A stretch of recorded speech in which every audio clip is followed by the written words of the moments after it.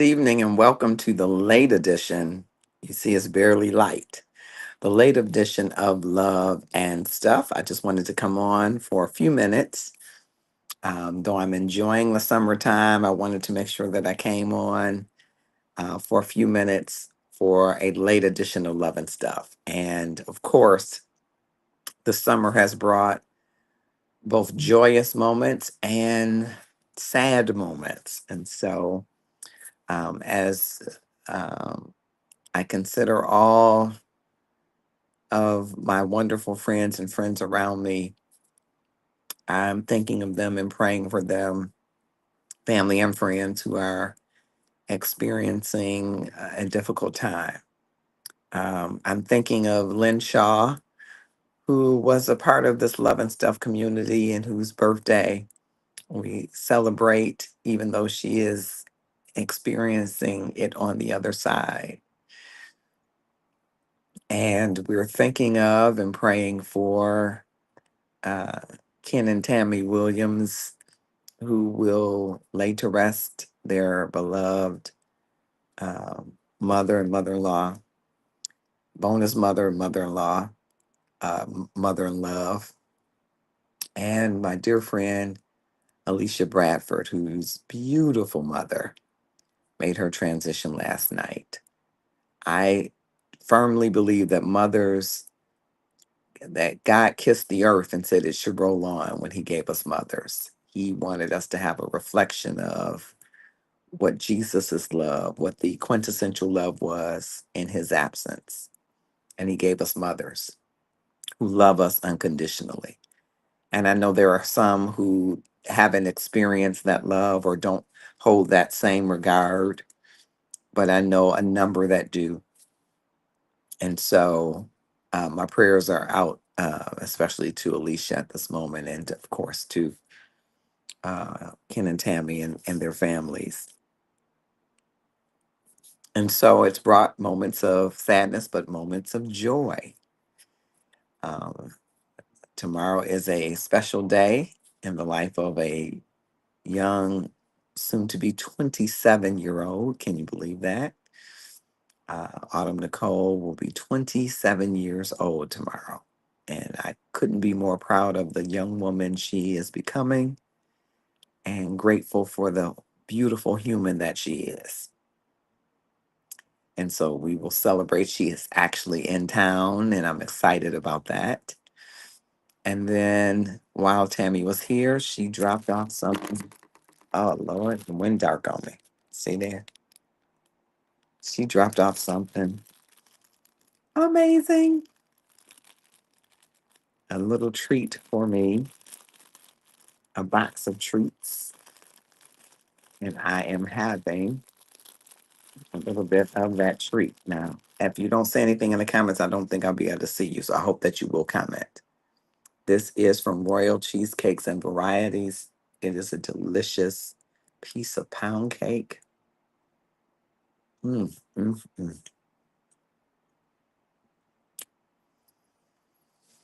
mm.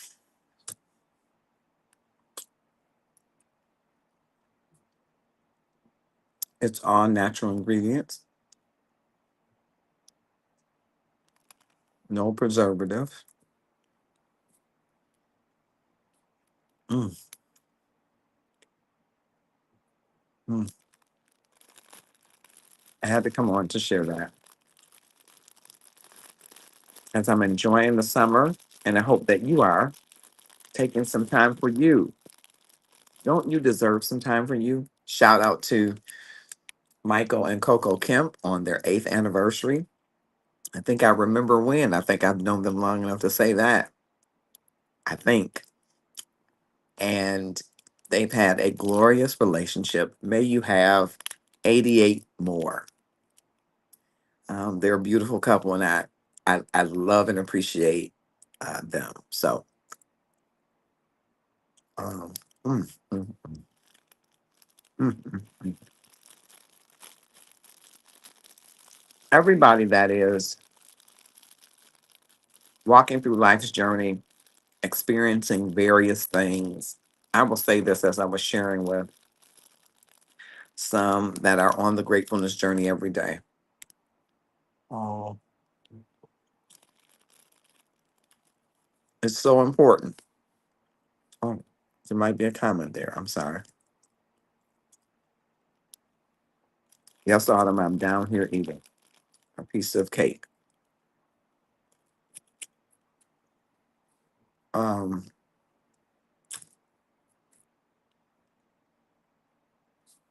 as you're walking life's journey and you're experiencing the highs, the low, the vicissitudes of life, I want to encourage you not to deny yourself, not to numb yourself to what is going on. Sit in it. Because if you don't sit in it now, from my own experience, not statistics, you're going to sit in it later. And you may end up sitting in it at the most inopportune times and moments. Hello, Saul Flores. You may sit in it at the most inopportune times and moments. So sit in it. That's one of the things I learned in 2017 when I went to the Work Human Conference. I often reference this because the work of Pandit Dasa, who was a monk turned mindfulness guru, God God's love spoke through him to me at a time, a really critical time for me. And I went to the mindfulness sessions, which were part of a mindfulness learning tract, learning how to be in touch in the moment, to be present in the moment, experience what is in the moment. And that was so powerful for me because I have experienced loss and grief and at times not been in the moment, pushing through to handle final affairs, pushing through to continue to go forward. I would advise anybody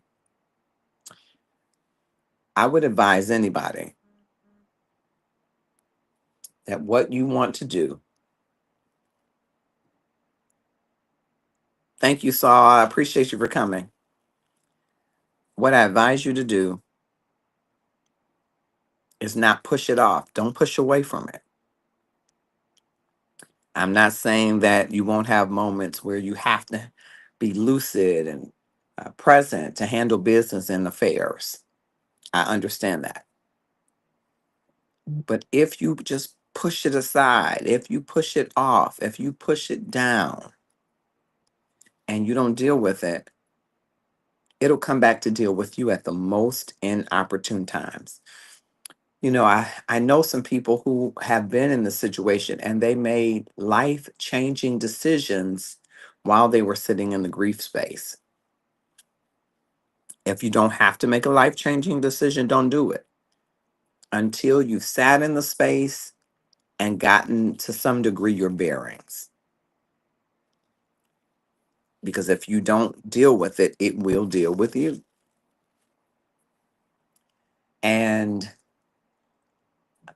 I'm sharing that because we are in a world where every day can feel like a grief space. Every day can feel like it's trauma infused. What we're seeing happen at a political or geopolitical level, what we're seeing happen at a socio-economic level can give you the blues, can make you feel depressed, can make you feel angry. We're seeing people, I was just sharing with Autumn, no one has really done a study of what the pandemic has done to our mental health, to our wellness, to our well being.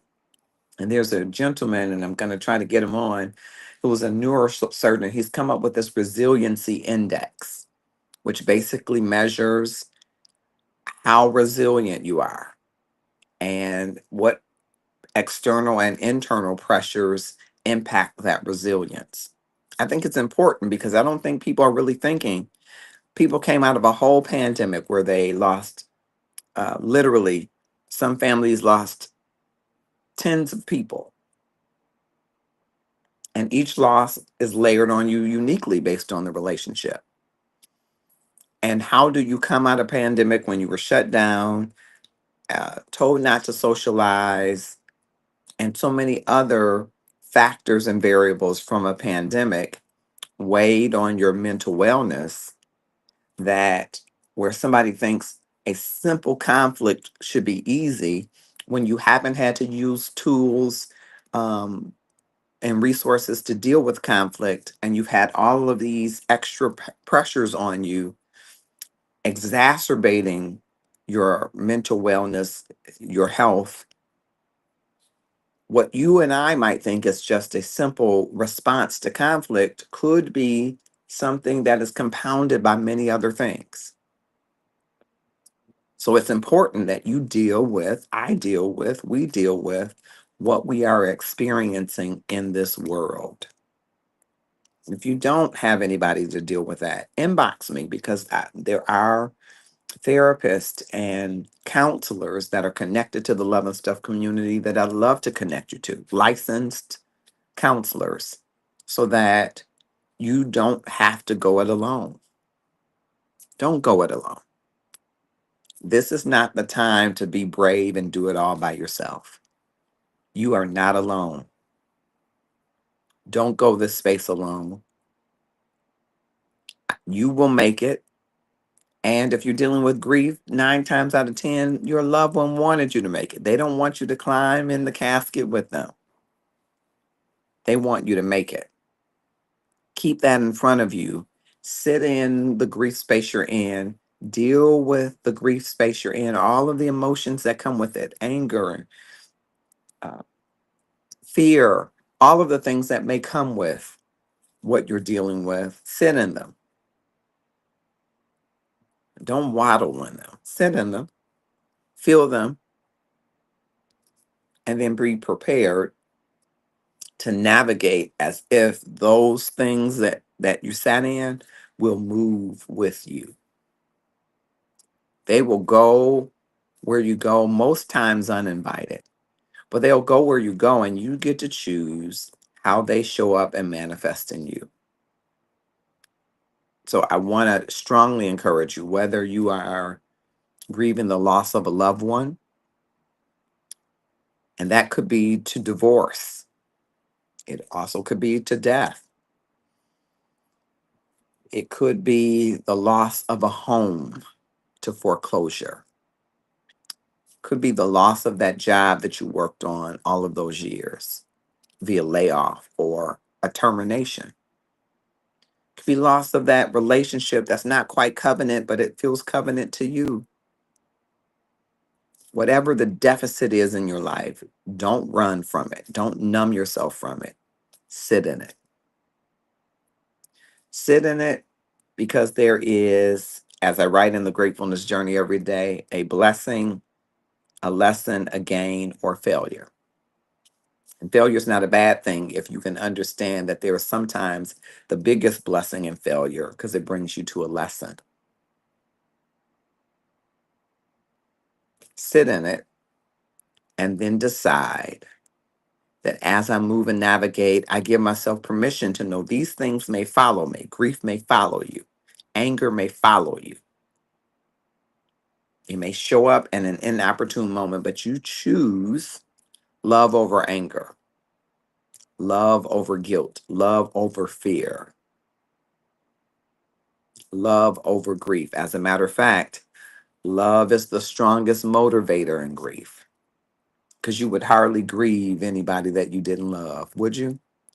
You might have sympathy for other people's losses, but if you're grieving, it's typically because you've loved. That love motivates you to fill the void. It says to you, there was someone here, there was something here. There was relationship, there was community, there was life space here, and I loved it, and I miss it, and I want it, and I long for it, and it's a void. Sit in it. Give yourself permission to do that in your own time and space. No one should set the timer for you. Sit in it and then decide, what can I gain? What is the blessing? Is there a failure? What is the lesson? Because if you don't, I strongly believe, based on my experiences and those of others that I've talked to, grief, trauma, fill in the blank, will visit you if you don't visit it. And it may do so at the most inopportune moments and times. Well, I just wanted to come on for a moment. I'm enjoying the summer. I hope that you are. And this has been the late edition of Love and Stuff, just to come on for a little bit. And I wanted to also share with you my royal cheesecakes and varieties. People tell me you ought to be ashamed of yourself eating on camera, making us hungry. Well, I want you to go to Royal Cheesecakes and Varieties. They ship anywhere. And this is the pound cake, which is delicious. Mm, I'm trying not to get crumbs everywhere. Mm,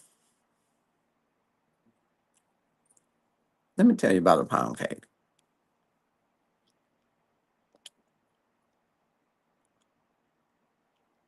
Have you had a pound cake that was good but too sweet?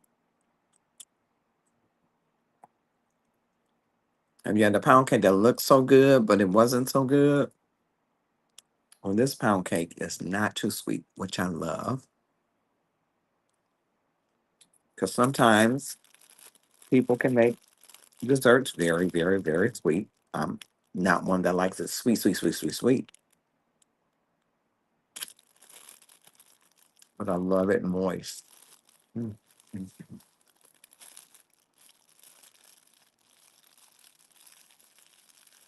You know what I'm talking about. Well, Royal Cheesecakes and Varieties, they're on all platforms and you can get their product shipped to your home. They're in Raleigh, Durham, Raleigh, North Carolina. It's a small black owned business. Proprietors Ken and Tammy Williams. Full disclosure, Tammy's my niece, Ken's her husband. They make amazing desserts. Amazing. And every now and then you should treat yourself. Treat yourself this summer. Get outside in the elements this summer. And if you're inside of Love and Stuff, you understand why I'm saying that. And you can join inside of Love and Stuff by going to the page and clicking on the groups and joining. But connect with nature. And this is something I think you may find very interesting if you are experiencing trauma or grief, especially if that grief or trauma has been at some periods of time ago. Recent trauma and grief as well, but I want to ask you to consider doing this. When you go out tomorrow, whenever you go out into the weather elements, as they may say, I want you to think about that person or persons, that relationship, that home, that job, that situation that has diminished, was eliminated, or died. So, in the case of grief, I want you to think of that person or persons. And when you go outside, I want you to find one living Plant, growth, something. Tree, not living animal, but plant, flower, tree. And I want you to think of that person that's no longer here and think about how they would want you to enjoy the fragrance, the aroma, the smell, the feel, the beauty of whatever living thing you identify. And I want you to give yourself permission to laugh, to cry, to scream, to do whatever you feel in the moment feels right. And I mean an expression of an emotion. I don't mean go hit somebody, right? I don't mean go drink something, go do some destructive behavior to numb yourself. No, I want you to feel how you feel in that moment. And then I just want you to simply be grateful that you've experienced love at a high level, that something that once was is no longer in the form that it was. But be grateful that you were able to experience it. I miss my siblings and my mother and father. I can still hear my mother's voice.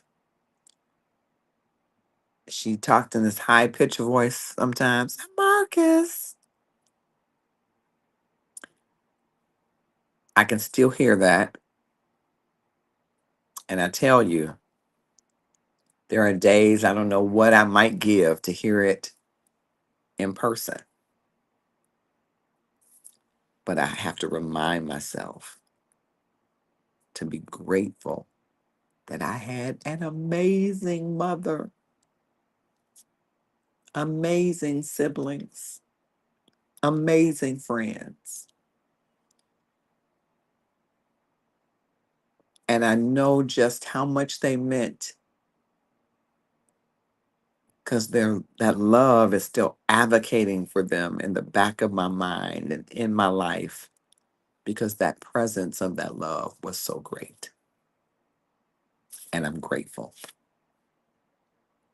Get out and get into nature. Feel it. If you're in a place where you can put your bare feet in the dirt or in the grass, whatever you can do to get in touch with nature and remember that things are living even as things have passed away, and be grateful. Have a grateful evening. I will see you for a regular show next Tuesday. I just wanted to come as I'm enjoying time with my niece and enjoying the summer and getting ready for her birthday tomorrow. I'm sure she's going to have a blast, and I'll join early on in the blast. But I wanted to come on and let the Love and Stuff community and those that may watch know I'm thinking about you today. I'm encouraging you to get out in nature. And if you're experiencing trauma or grief, I'm encouraging you to sit in it, reflect upon it, and be grateful. Take care.